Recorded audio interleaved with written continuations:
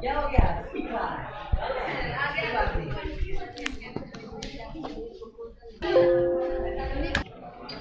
इसको आप ऐसे बना,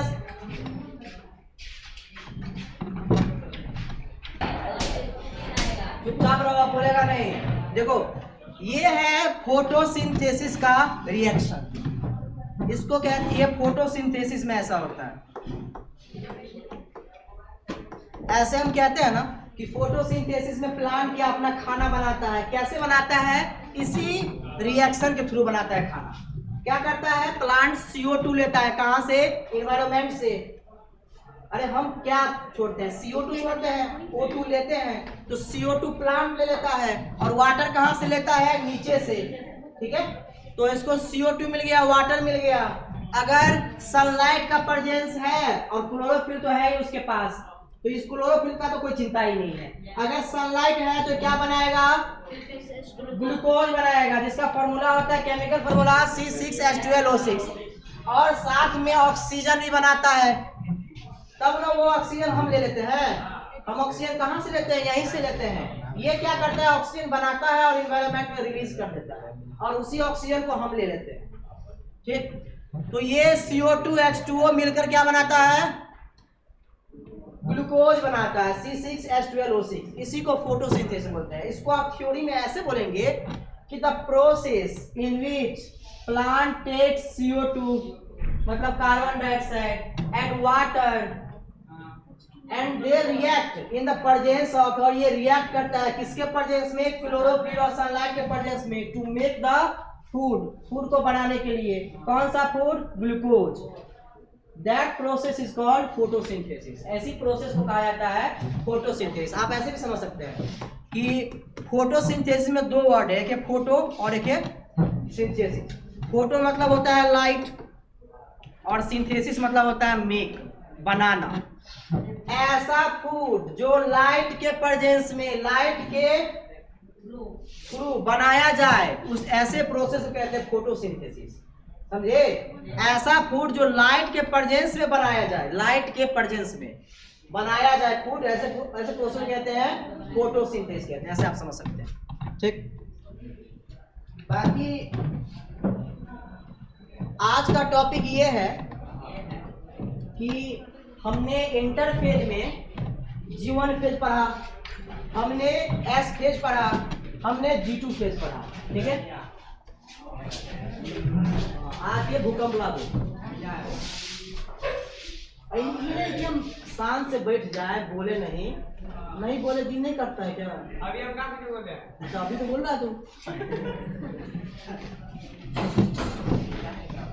देखो हीरोगिरी ज्यादा नहीं करो, हीरोगिरी नहीं चलेगा क्योंकि तुमसे हीरो नहीं नहीं नहीं नहीं नहीं नहीं, हीरोगिरी नहीं चलता है। फिल्म इंडस्ट्री दिख रहा है तुमको, हीरोगिरी चलेगा?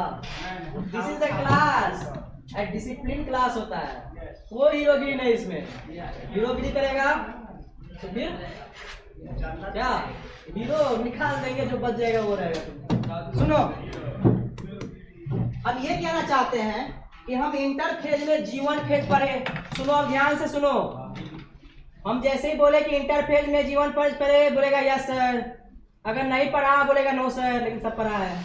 कोई नो सर बोलेगा तो फिर मेरा रिप्लाई रहेगा। हम इंटर फेज में G1 पढ़े, S फेज पढ़े, G2 फेज पढ़े। अच्छा, G1 फेज में हम ये देखें कि क्या क्या चीज बनता है, S फेज में हम देखें क्या क्या चीज बनता है, G2 फेज में भी देखें कि क्या चीज बनता है, क्या चीज स्टॉप हो जाता है। बताओ G2 फेज में क्या स्टॉप हो जाता है? DNA रेप्लिकेशन, DNA बनना रुक जाता है। किस फेज में? G2 फेज में। G2 फेज को क्या कहते हैं? Gap phase first, second, growth phase. अब देखो तुम्हारे सामने एक हम चार्ट ड्रॉ करेंगे, ठीक है? उसमें तुमको बताना पड़ेगा कि इस फेज को G1 कहते हैं कि S कहते हैं कि G2 कहते हैं। बता दोगे ना? अच्छा, तो बता दोगे तो पहले हमको लिखने दो, शांत से रहना, लिखने हल्ला नहीं करना। तुम लोग हल्ला करते हुए अच्छा नहीं लगता है, ठीक है? इसीलिए शांत से रहो।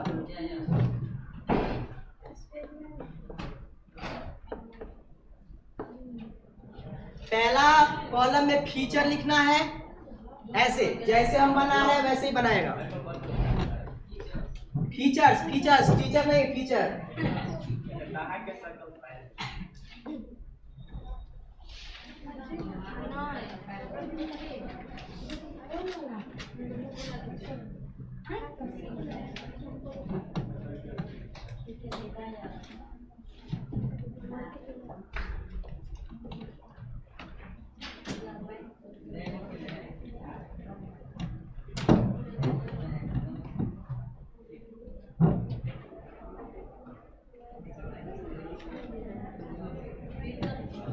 हाँ हाँ, फीचर मतलब होता है गुण। जैसे आपके पास हल्ला करने का गुण होता है, आप लोग के पास थोड़ा भी बोरिंग लगे तो पानी पीने जाने का गुण रहता है, पढ़ाए तो पढ़ने का गुण नहीं रहता है। ये सब गुण है आप में।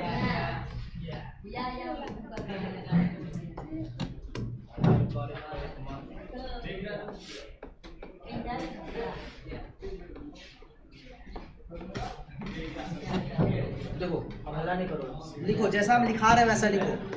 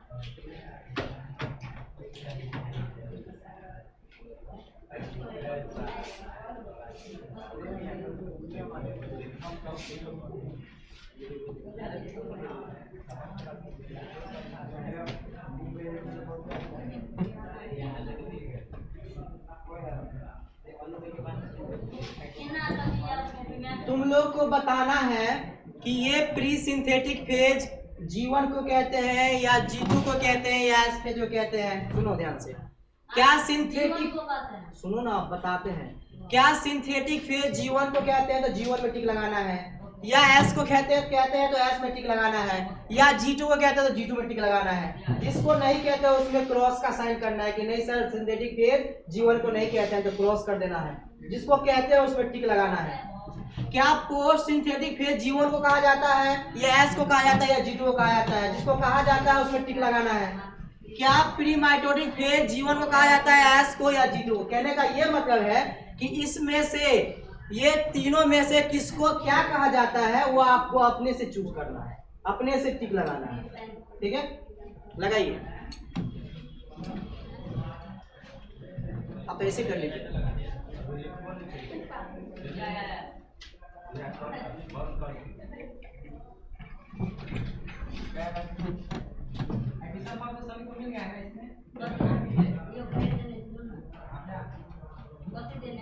फॉर्म किसी का बाकी है लेना, फॉर्म ले लिया है।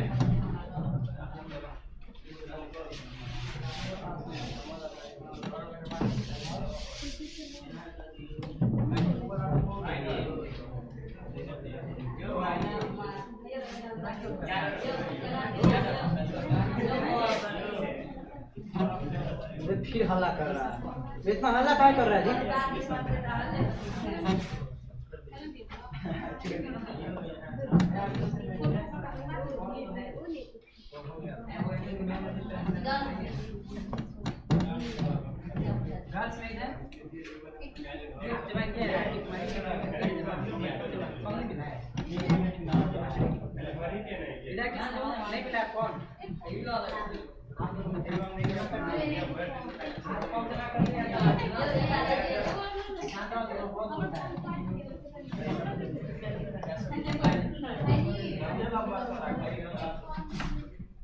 बनाओ, बना कर दिखाओ कि किसको क्या बोलते हैं वो बना के दिखाना है, हल्ला नहीं करना है।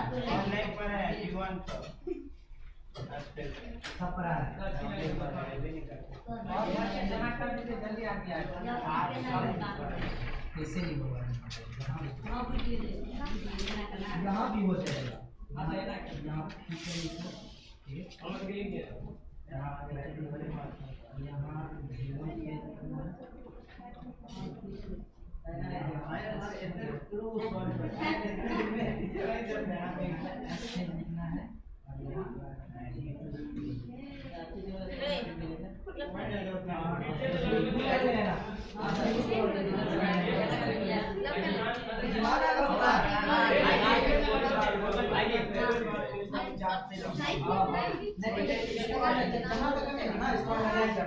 फिर क्या दिक्कत है?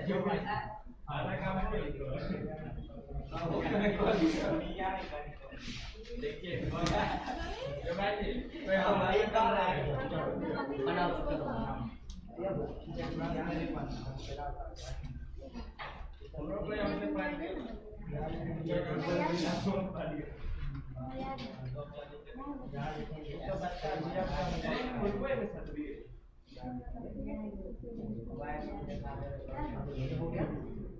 फीचर जितना भी है ये नंबर है।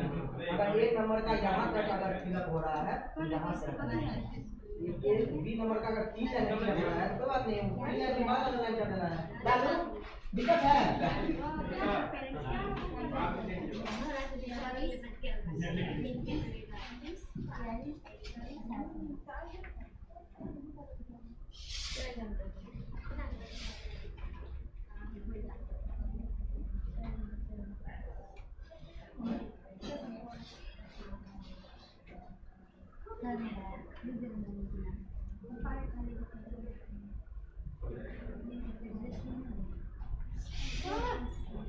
बोलो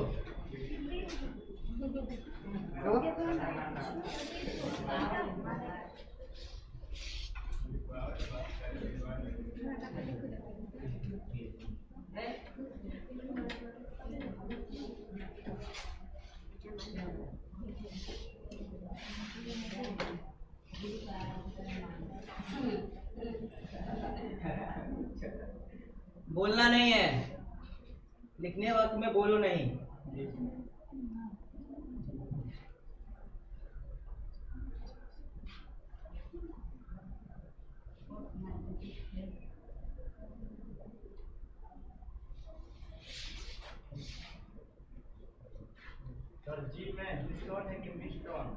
जी में हिस्टोन है, हिस्टोन प्रोटीन सिंथेसिस। अच्छा हिस्टोन हम पढ़ाए क्या? हमने तो हिस्टोन पढ़ाए थे। नहीं गलती से हमने लिखते हैं, आज तक ऐसा नहीं हुआ कि गलती से हम गलती लिखते हैं। गलती से हम सही लिख सकते हैं लेकिन गलती से गलती नहीं लिख सकते। अब बोलो डी में है pre mitotic phase, mitotic phase से पहले। प्री मतलब पहले, पोस्ट मतलब बाद में, समझे?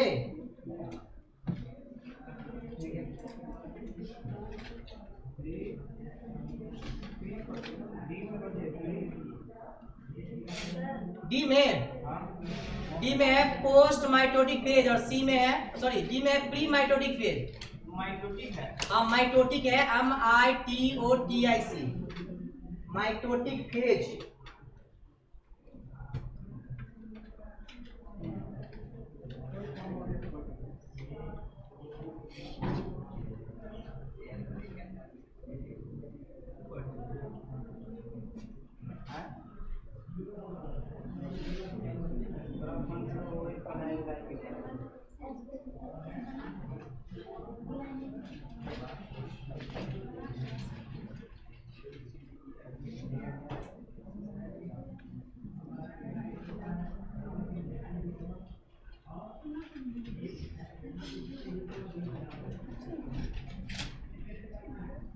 आपको बताना है सेंट्रोइड डुप्लीकेशन कहाँ होता है, G1 में, GS में कि G2 में। टिक लगाना है, जहाँ होता है जो चीज वहाँ टिक लगाना है, और जो नहीं होता है जहाँ वहाँ क्रॉस लगाना है।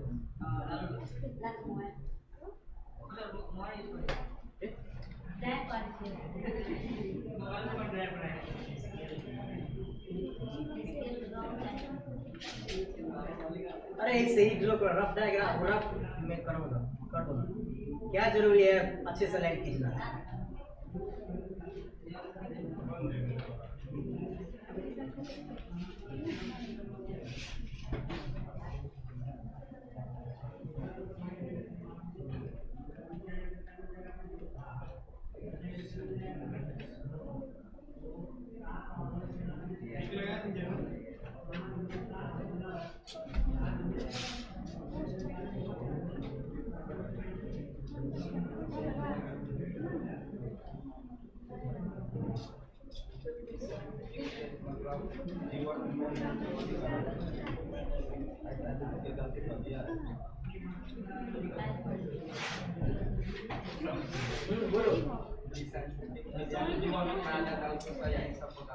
हाँ, जो जिसमें नहीं पाया जाता है, जो जिसमें नहीं होता है उसको गलत करना है, और जो जिसमें होता है उसको सही करना है। ठीक है?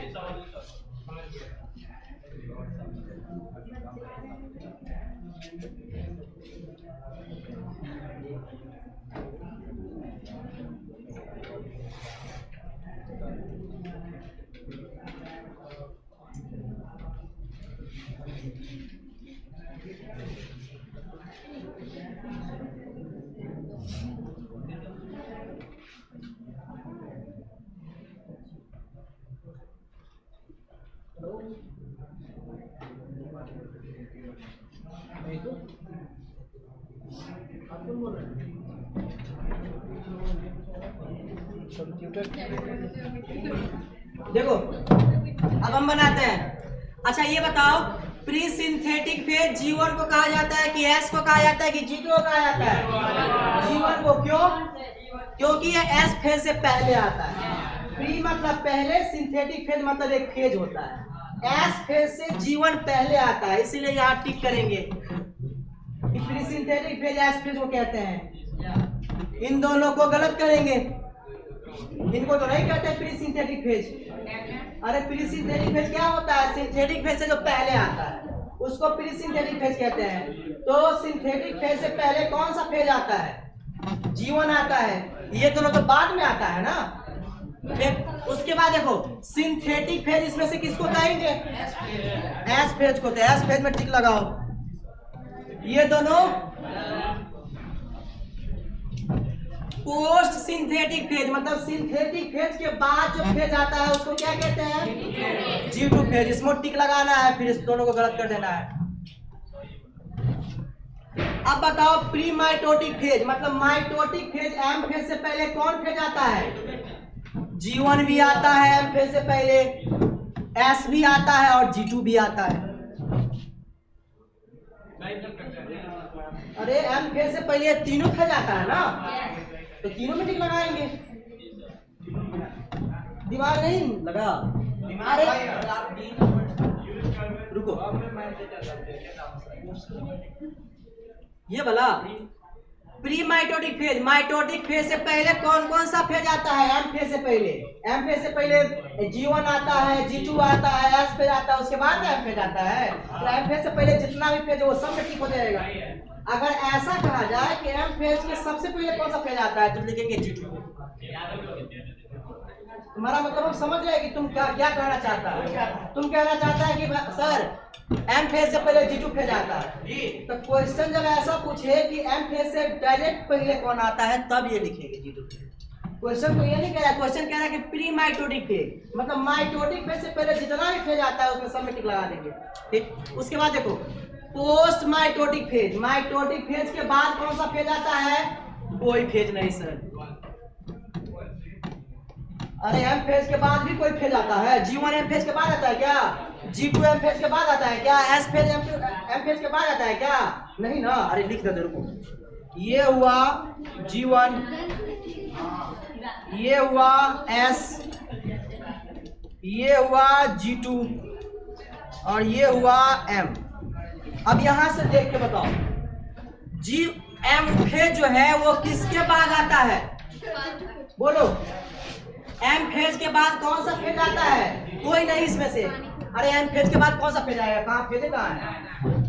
अब बताओ डीएनए रेप्लिकेशन कहाँ होता है? G1 में कि S में कि G2 में? S फेज में होता है। G2 फेज में रुक जाता है। हिस्टोन प्रोटीन कहाँ बनता है? G1 में कि S में कि G2 में? S फेज में बनता है। S फेज में बनता है ना जी, भूल गया? ट्यूबुलिन प्रोटीन कहाँ बनता है?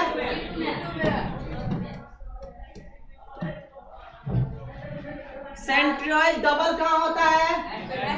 S फेज में। देखो तो आसानी से बन गया। तुम लोग दिमाग लगाता कि कौन कहाँ बनता है ये याद रहता तब आसानी से टिक लगा लेता तुम लोग। क्या कितना सही हुआ?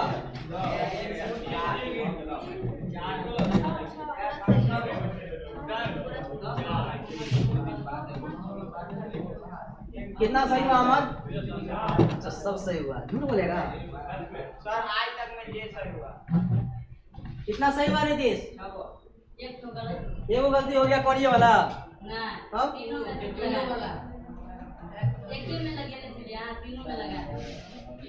समझना था क्वेश्चन को, समझना था कि G2 से पहले कौन आता है, सॉरी नहीं एम फेज के बाद कौन आता है? अरे एम फेज के बाद कोई फेज है? देखो एम फेज के कोई बाद फेज है? एम फेज से पहले इतना सारा फेज है। अगर बोले एम फेज के बाद बताओ कौन सा फेज है? कुछ नहीं है। एम फेज के बाद कोई फेज ही नहीं है। एम फेज लास्ट फेज है, यही तो सेल डिवाइड कर जाता है, तो इसके बाद कौन सा फेज रहेगा? हो गया? चलो देखो सुनो, पहला क्वेश्चन देखते हैं। The sequence of events by which cell duplicate, ऐसा सीक्वेंस, ऐसा स्टेप वाइज प्रोसेस जिसमें सेल पहले अपने आप को तैयार करता है, डबल करता है और उसके बाद ये डिवाइड हो जाता है दो सेल में। ऐसे प्रोसेस को क्या कहते हैं? सेल साइकिल कहते हैं। सेल साइकिल कहते हैं।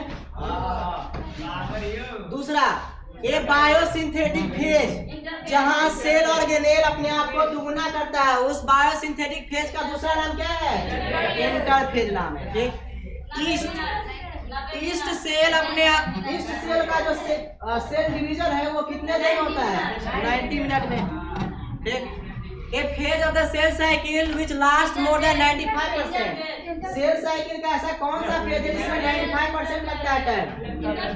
Interphase. Most dramatic period of cell cycle, ऐसा कौन सा फेज है जो बहुत ड्रामा करता है? ये बेचारा बहुत ड्रामा करता है। कहाँ गई? बहुत ड्रामा करता है, पता है? बताते हैं ड्रामा मतलब क्या कि अगर सेल तैयार नहीं रहेगा तो ये कहेगा नहीं तुमको डिवाइड नहीं करना, पहले तैयार होके आओ, तो उसके बाद मेरा दिखाने ले चलेंगे, मतलब सेल डिवाइड करेंगे। सुनो, ऐसा कौन सा फेज है जो रिप्रेजेंट करता है एक्टिव स्टेज? कौन हमेशा एक्टिव रहता है? इंटरफेज। अरे सोचो, इंटरफेज इतना काम करता है तो एक्टिव नहीं रहा होगा क्या? हमेशा एक्टिव रहा होगा, ठीक। उसके बाद नॉन डिवाइडिंग सेल, ऐसा सेल जो डिवाइड नहीं करता है वो कहाँ पहुंच जाता है? जी नॉट पे। चलो जाओ।